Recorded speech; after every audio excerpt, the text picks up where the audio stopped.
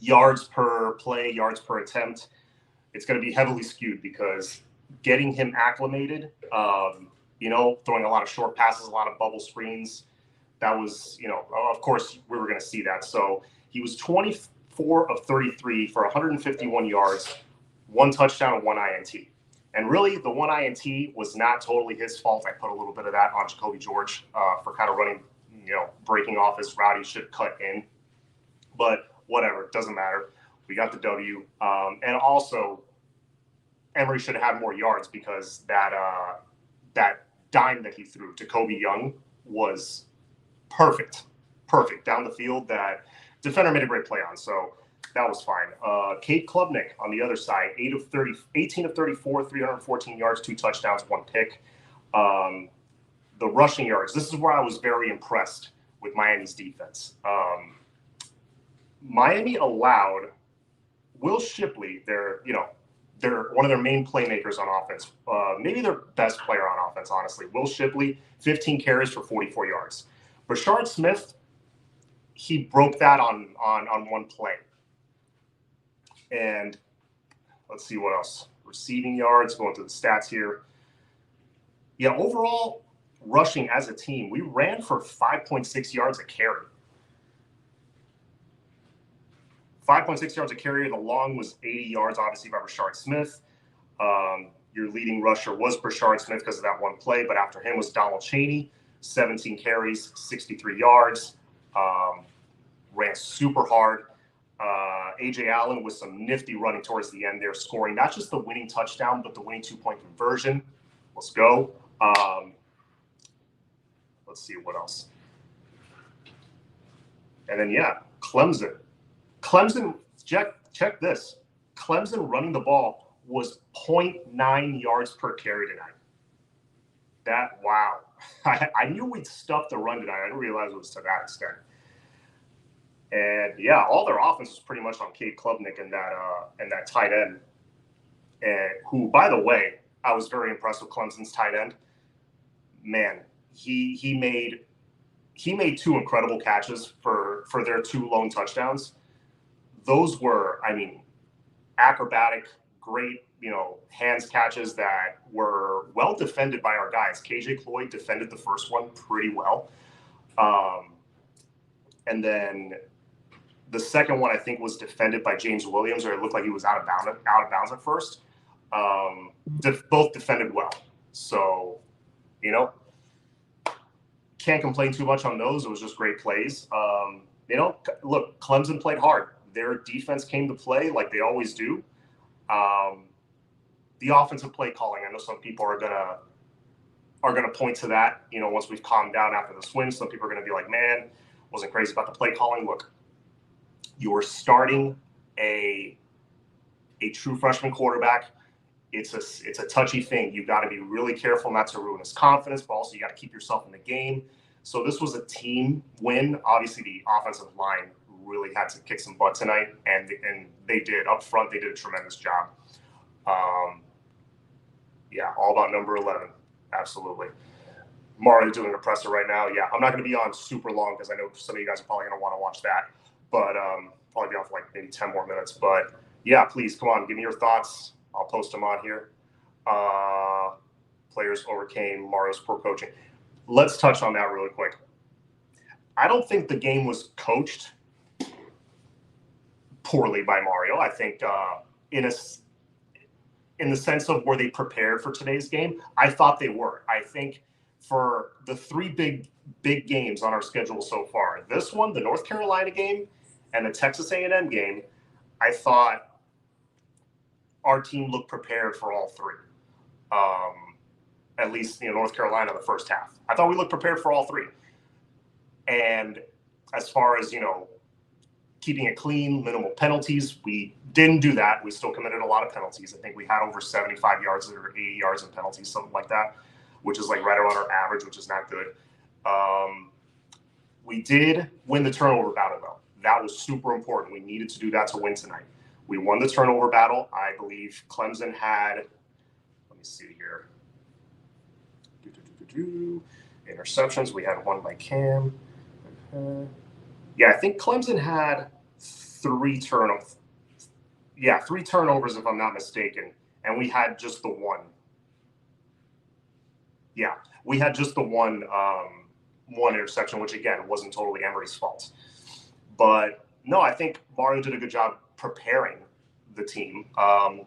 Play calling was, a little boring at times, but I think today kind of needed to be.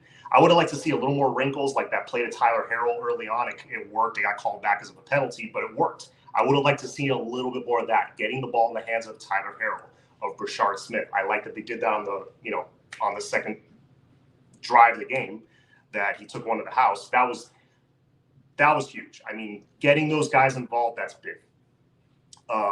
But as far as the clock management at the end, like I said, I will get to the poor coaching part, of Cristobal tonight. I think he did, again, a great job preparing them. But as far as clock management, at the end of regulation, so we have a minute 34 left to try to march down the field and win. Should be enough time, because again, by then Emery's feeling it. Kobe Young's winning jump balls left and right. I'm thinking, we're going to win it right here in regulation with a field goal. We just got to go like 45, 50 yards. And we get the ball. We complete a short pass for like 5 or 6 yards, right? And then we take forever to snap the next play. It was the clock got down to 50, and then we're huddling, and then it went down from 50 something to like 22 seconds, and then we finally got a playoff. It was just horrendous play calling. And then once we got it down to 22, it was pretty much just, no, let's just play for overtime, which I also didn't agree with. I think you could have taken a shot downfield. Maybe you get a penalty. Maybe you get lucky. Again, Kobe Young winning jump balls left and right. You never know. Take a shot. What's the worst that can happen? They intercept 130 yards down the field, and they have no time to do anything with it.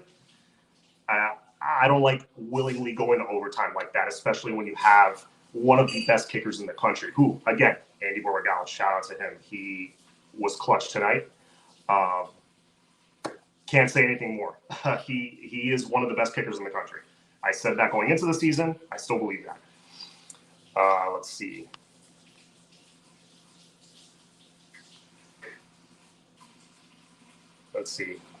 Mario ain't calling the plays because, it's Shannon Dawson, which I was on the fence about Shannon Dawson's play calling. He called some good plays at good times, but then there was other plays that it's like, man, really, you're running it there?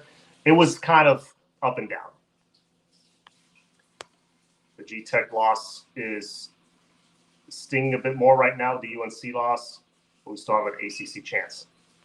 I'm not thinking about the ACC too much right now, man. I'm just enjoying this win. I'm enjoying the fact that we're 5-2 right now, because that's big. This was a big swing game, because not only was this Mario Cristobal's first ACC win at home, which is incredible that it took a year and a half into his tenure for that to happen, but whatever. It happened against Clemson. Not only do you get that, you get to 5-2, where if you lose this game, you could have gone down to 4-3. 4-3 and 5-2 look so much different. They look so different from each other. Now you got some momentum, because now you got 5-2. You're going into the Virginia game next week, also at home. I'm a little concerned about a possible emotional letdown, but hopefully, again, the coaching staff has the boys ready to play, ready to go out and take care of business. We should get that win next week. Now you're at 6-2. You're 6-2 heading into NC State on the road, which will not be an easy game, but it's way better than being 5-3. And again, being like, what would it be, like 1-3 in the ACC if that were the scenario? I don't know, but I don't know. I'm just enjoying the win right now. I don't have too much else to say. Yes, the clock management will be a topic of discussion for sure, as it should be. It was absolutely terrible at the end of regulation, and it should be, the coach should be called out on that. But there's also positives. Look, we pulled off an upset, and make no mistake, this is an upset. Clemson is still a very solid football team, very tough to beat. They're not the Clemson of old, obviously, but they're still one of the best defenses in the country. They've still got a very talented quarterback. This wasn't an easy one to pull off, and then you go in knowing that you don't have your starting quarterback. This took all 22 guys on the field tonight, and they got it done. So proud of the boys. They showed a lot of heart tonight. Happy for them. Not impressed with the win, but how about Ruben Bain? Dude, what about Kobe Young? What about Emory Williams, like stepping up and doing the job? What about the running backs playing well? What about the offensive line? What about the offensive line against the best defense in the ACC? Are you kidding me? You're not impressed with this win? Come on, dude. Dr. Ew. Love that name. Team victory overall, yes. This took the entire program winning this game. I give freshman quarterback props. Moving forward, I believe Miami is better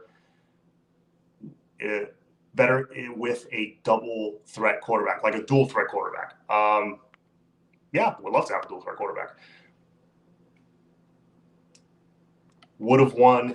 I agree. I agree with Shaded Asylum here. Would have won easily with an experienced quarterback. This team is much improved this year. Should be 6-1. 100%. I 100% agree with you. This team is better. I was saying it all week. This team is better than what their record of 4-2 was showing. This was really what should be a 5-1 team, but whatever. They got the win. These things have a funny way of evening out at the end of the season, so I'm not too concerned about that. But yeah, look, the trenches were much improved. Defense were much improved. Receivers were much improved. Running backs were improved. Special teams, everything went up a notch. G-Tech will be 6-1. Yep. Bain and Richard should never leave the field. They're the best players on the team. They're up there, man. I would put them in the top 5, honestly, the way they're playing right now. So, yes, I don't want to be on too long. This will be one of my last topics. Corey Flagg. How about our boy Corey Flagg, who gets so much flack and has for the last 4 years? Corey Flagg, it was so fitting, him making that final play to seal the deal. And he read it perfectly.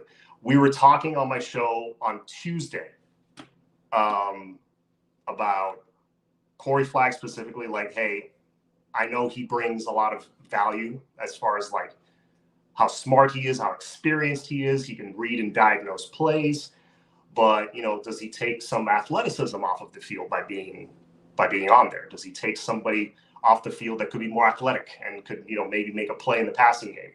Maybe, but that play was an example of why you want him out there in certain situations. Corey Flagg, he read that that read option perfectly. Cade Klubnik had nowhere to go, and of course, the thing that we criticize the most, the lateral quickness of Corey Flagg, me included, I criticize it. He won this game with his lateral quickness, and he showed how hard he's worked the last couple of years on that. The weight he shed, showing how more explosive he is and his quickness, and yeah, that it was just fitting for him to end it. But I have nothing else to say, man. I'm just happy right now. This is a big win.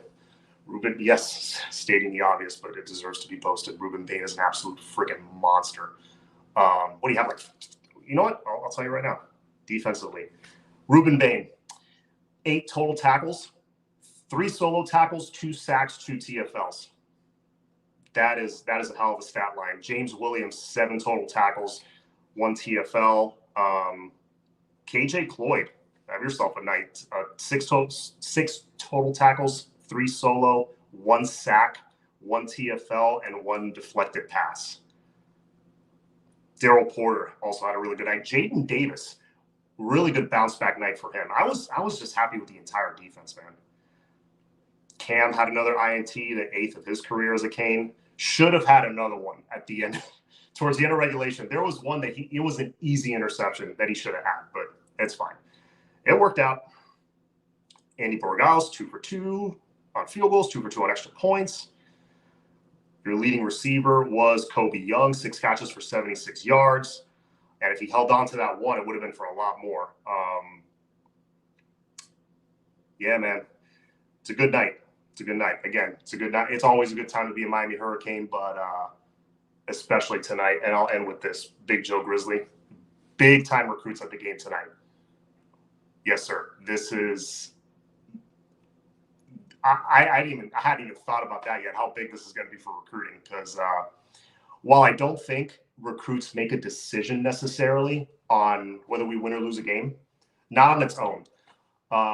It always helps. Winning big games always helps. It never hurts. But they make their decisions based on how they see their fit, how they're going to fit on the team, how they're going to fit in the program and the scheme. The family atmosphere, the atmosphere at games. They look at all that. They're thinking about their futures here, so they don't use, the results of one game. But if they go to the game and they experience that atmosphere live, they're in the crowd, they're high-fiving people. They're getting loud when the defense is out there. When they're in it like that, they're watching it as a fan, as somebody who grew up in the area, played in the area. They're watching it like that. And they see us pull out a win live. That's big. That to me is big. When they visit and they happen to visit for a game like this, that's big time right there. Anyway, yeah. All you guys who are probably listening to this while driving home, please be safe. I'm gonna take a shower because I am exhausted now after this game, man. Unfortunately, I didn't get to go tonight, but I was watching every second on TV. But yeah, for all you guys driving home, please have a good night. Drive safely. Let's go Canes. Let's go get that win against Virginia next week. I'll be on this Tuesday, so be sure to tune in. Take care, everybody.